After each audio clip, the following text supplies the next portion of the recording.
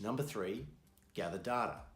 It's not all one-way traffic. If you're giving things away, you must get the prospect's email address as a bare minimum.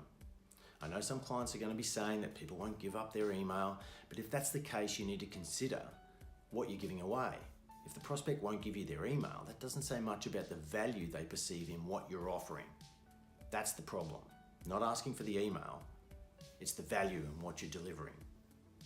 Everything we're doing is geared towards taking an online conversation offline, because that's where the sale happens.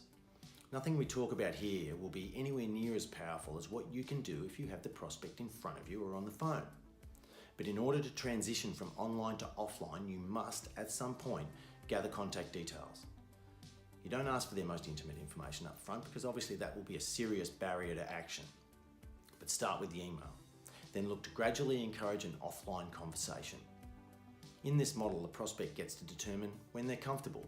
Give them as much value as you can, demonstrate your expertise at every step of the process, but always be telling them to act.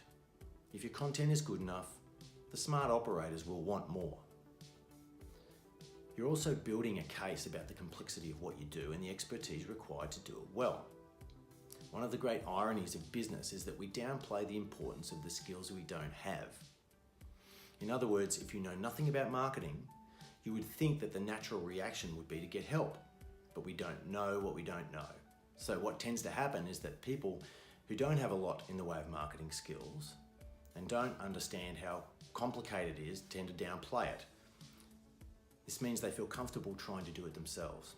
This leads to a costly, ineffective process and disappointing outcomes in the majority of cases.